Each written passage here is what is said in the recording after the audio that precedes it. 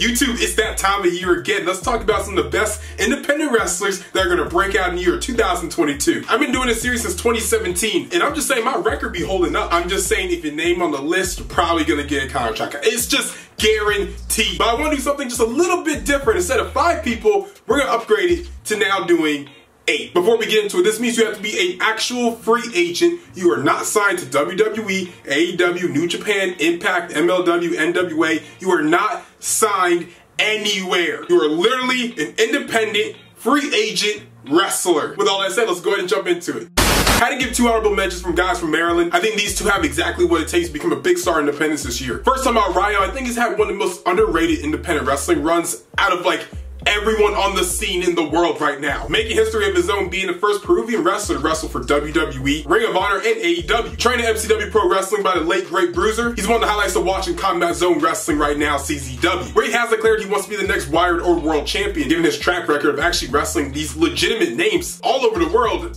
I think it's very possible. Then we gotta talk about Miami Mike Walker. Stepping to the ring like Ray Lewis in the Super Bowl. He got ice on his neck and ice on his wrist, and the dude's here just having a great time. Another MCW graduate and CZW standout. 2022 is this guy's year to make a name for himself. Number 8, Kid Bandit. For all the Deadlock fans, he was in the first ever match of DPW history. The name known as the protagonist, I mean, this dude's absolutely amazing, and hear me out when I say this. He hasn't even been wrestling for a solid year. With his free spirit and love of anime, this dude is like the legitimate definition of what a babyface is in pro wrestling. Like, it's hard to hate the guy. It's like, can you boo Rey Mysterio minus that 2015 crowd at the Royal Rumble? No, you can't. And you can't hate this guy either. I mean, he's so likable. He also trained at the Nightmare Factory. During his first ever DPW match, he attempted to sing Cody Rhodes' theme song. Nice uppercut there.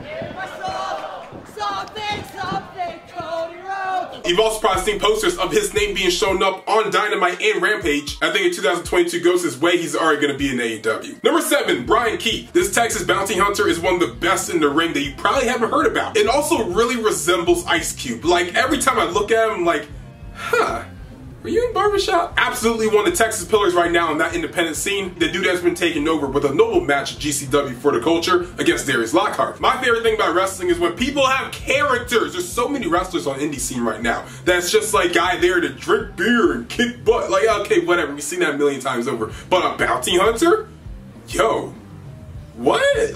Like my homie Dog? This guy has the potential to go literally anywhere he wants, but I think a really great place for him would be MLW. MLW and also Impact Wrestling does a really great job on working on characters and actually telling long-term storytelling with that character in mind. Not to say other companies don't. AEW does a great job of that kind of stuff, but they got a fat roster, so you don't see everybody all the time. But Bryan has the opportunity to be a world champion in one of these 2 companies. I'm mainly saying MLW because they do such a great job really focusing in on that character. That he'd be a shoe-in to challenge Alex Kane for the National Openweight Championship and easily get the dub, easily get that belt. Number 6, Robert Martyr. Technical wrestling is not everyone's cup of tea. I think it's some of the coolest stuff in the world. I used to wrestle in high school, so just watching this kind of stuff, I'm like, yo, sick. We kind of did that in high school once, minus the whole clothesline. Can't do that. Tried once. Got disqualified. Robert's a young Bryan Danielson. If you want me to be blunt with it, homie's good with it, bro. Like, he's smooth. Wrestling mainly around that New Jersey, New York area. He's also been traveling up and down the East Coast, somewhere in the Central. He wrestled Bryan Keith in Texas. But being there in person, he had an excellent technical wrestling match against Fred Yehai at CZW. Did I mention he's also only like 20 years old? He's super young. Super young, super talented. You know what I'm trying to say? WWE. Homie can talk too, and that's all it takes. You're young, you can wrestle, you can talk. NXT 2.0. Go. Scurry. Before those Orlando Dreams, I would love to see an opportunity of him facing the Ring of Honor World Champion because, you know, he's big on pure wrestling, Jonathan Gresham. An absolute perfect blend of styles. Giving such a young, talented guy an opportunity to be a world champion, even if he doesn't get the title, will be essential for his growth as a wrestler and also for that resume, Jonathan Gresham. He's young, he's talented, and he can talk. That's WWE. Scurry. Number 5, Mr. Grimm. I am tired of putting Grimm on this list. Not because I don't want to, because I love putting him on this list. Because he's so good, but I'm tired of him not getting signed. Court, Vince, Tony, who owns Ring of Honor? Sinclair? Billy? Mainly Billy when I'm saying this. I'm really saying NWA. I'm really pushing that one. Hitman for hire. He's a hitman, but he doesn't wear pink. I mean, a little bit, but he doesn't wear pink. I don't know how many times I have to explain this. He puts mother in a body bag after he kills them with a spinning Tombstone. Obviously, you guys know I'm friends with Griffin. I've been traveling up and down the road with them pretty much all summer. Hey, what's up, people? I'm here at the TIA Bank Field to defend my 1CW Heavyweight Championship against Kenneth Omega. For our little belts versus belt. Hey, goddamn title. That's my belt. Hey, yo, Mark. Touch my title again, and I'm a body bag you. But that's my belt. Touch it again, and I will body bag. Can I at least see it? No. Hold it up so the people can see it. You don't want to pander to the fans? Touch. When I tell you he's the best big man in this business, you don't know?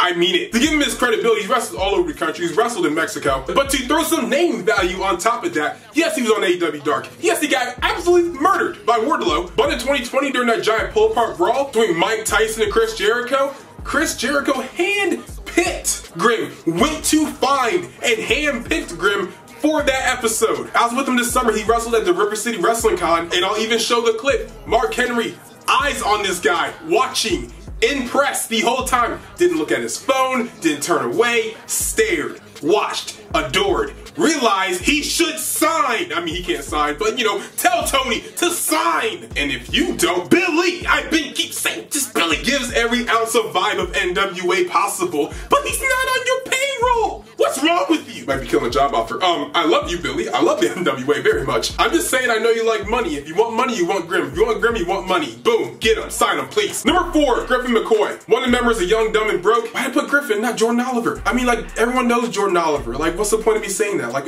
duh, no crap. Really growing to his own right now. You can go on YouTube and literally backtrack a catalog of all his old matches. And the rate of this guy's improvement is just like tenfold. I've seen it with my own eyes. A mainstay in Combat Zone Wrestling, this dude has put on absolute bangers with Fred Yehai in 2 really hard-hitting, nose-breaking matches against JD Drake. I know Rayo said he wants to be the first world champion back, but I think it might be Griffin McCoy. He's their top guy right now. If you could be a top guy in one place, you could be a top guy in another place as well too. My biggest prediction for this guy obviously is to be the CZW world champion at some point this year, whenever they bring the title back. But also I'm pretty deadlocked on the idea that this dude probably can get signed somewhere and easily win a mid-card to even challenge for the world title the same year as well. Looking at the fact that he's young and how good he is in the ring, absolutely screams Impact Wrestling for me. He'd be a perfect fit for an X Division as a wrestler that really isn't a big high flyer, because X Division isn't all about just high flying, it's about great wrestling. While also honing his craft and even challenging for the title on New Japan Strong. Because Griffin McCoy versus Tom Lawler is something that you probably never thought about before, but now since I said it out loud, you're probably thinking like,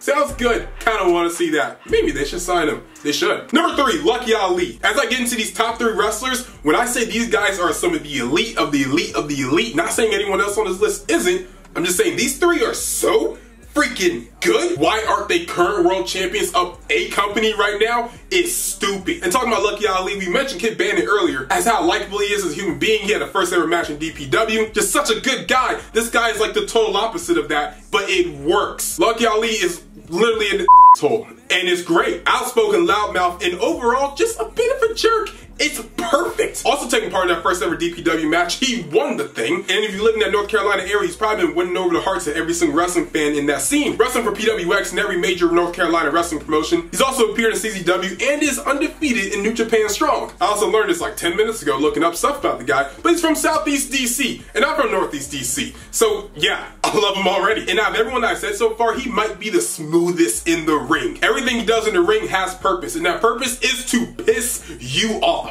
And he does a really good job at it. The main thing I want to highlight with this guy is that dude can cut a god promo. Here's an example. Ricky Steamboat, Legion of Doom, Ric Flair, all these men laid the foundation to be able to call Charlotte, North Carolina the capital of professional wrestling. But now, who kicked back living in the house? The real king of the Carolinas, up next, Lucky Ali. The new Ric Flair. Without the slick back and the rape case. But now, this Sunday, they got me coming to CZW for the first time, making my debut. And they calling this show the Renaissance of Tradition. What is tradition at CZW? Bam! Someone call 911! Leave the weed whacker out of this! Leave the weed whacker out of this! a human being, not a plant. Look, G, this ain't about no Zandig or Lobo or Hobo or whatever. This is about bringing real pro wrestling, which I've never seen up north. Especially not my version of pro wrestling, which is a little bit different and a little bit harder, because I'm up next and you up nothing. I see y'all in New Jersey. Entertaining as hell. The best thing about wrestling, right, is not even the wrestling. It's the character work. It's the promos. It's the talking.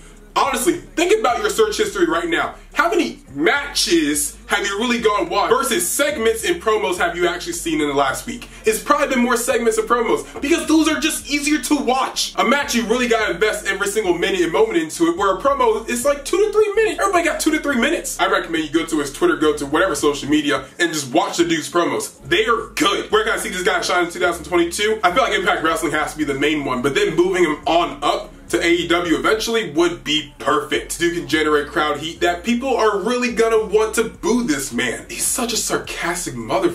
Like, oh my god. I told this story before, but at DPW, he came up to me while I was talking to someone, rolling in a laundry basket, and asked me, did I buy one of his shirts yet? Now, I didn't have $20 on him, but I complimented his laundry basket. He said, nah, it's a mobile store, and then told me I'm for not having 20 bucks. Number 2, Darius Lockhart. Now, yes, Darius is taking part in NWA right now, NWA USA, NWA Power, but it's not public knowledge if he is actually signed with the company or not, so we're gonna still call him an independent wrestler. He's shown up on AEW a few times, even wrestling North Carolina legend, just like himself, Matt Hardy. But a lot of people now do know him because of his NWA appearances and taking part of the Junior Heavyweight Championship tournament. I've done a full interview with the guy on YouTube before you really want to get to know who this guy is. Just like I said about Robert Martyr, one of the best technical wrestlers out right now, but with the promo ability, like I was really marching with MLK. Like I feel like I hear his voice when he's talking. I'm like, dude, you're like 2 years older than me, but I feel like you're giving me the knowledge as if like you were like 85. He can tell me about his day at the grocery store and I'm still gonna be interested. This dude knows how to talk. And I think this honorable brother's gonna sign with the NWA, and he said he can fix that. So I'm saying he's gonna win the NWA World Heavyweight Championship by the end of the year. If not win it, then at least challenge for it. And number 1, Shane Taylor Promotions. I mean, yeah, technically that's like 4 people, not 1 wrestler, but I just couldn't figure out who should be number 1 over these guys, right? Like really think about it. Who's really killing the game right now? Shane Taylor Promotions. Who's really going to get signed to pretty much every company right now? Shane Taylor Promotions. Who deserves to be a world champion, trios champion, and every other champion down the line? Yeah, Shane Taylor Promotions. As a standalone wrestler, Shane Taylor has everything in the world to be a world champion in literally any company that wants to put money on his table. And Kyle and Moses went together, are one of the top tag teams in the world right now. And as separate single stars are killing their territories right now. Kyle is taking over Texas and Moses is running Maryland. And we gotta talk about O'Shea Edwards. Dude is absolutely killing it. He's a veteran in the game. I love seeing big dudes absolutely beat the crap out of each other. And O'Shea makes a lot of people say, oh, because he really be punching people in the face. Kind of reminds me of Terry Crews a little bit. Like really intimidating. He's all big and buff and stuff, but then like nicest guy in the world, like super nice. Trade out the singlet for suspenders, you could be just like him on Brooklyn Nine-Nine. I'm very much under bleak because these guys are official free agents on the market right now. To not sign these 3 to AEW when they're already making a trios championship, having the best trios team in the game right now, and also an interchangeable one because you can put O'Shea in and take Moses out, or you can put in Moses and take Shane out, whichever you want to do. This is not going to be everyone's opinion, but this is the best faction in the game. And if you don't like it, I don't care. This is my video. AEW is absolutely the move. But if they do get separated, if they do all get signed to different places, Shane Taylor, AEW. World Champion material. TNT material. Come on. That Ring of Honor World Television run was immaculate. Kyle and Moses running that Impact Tag Division, no doubt. And O'Shea, I mean, like, wherever you want to go, bro, just don't beat me up. MLW, run that place down. But yeah, guys, that's my list for independent wrestlers that can have a breakout 2022. And I know you're probably thinking, Malcolm, there was no women on this list. What is wrong with you? It's 2022. Stop being stuck in your ways. No.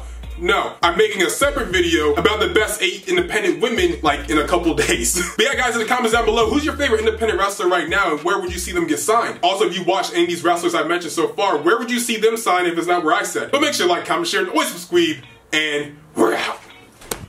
We going up like 1,000. I'm a flex just like a muscle man Malcolm. We going up like 1,000. I'm a flex just like a muscle man Malcolm.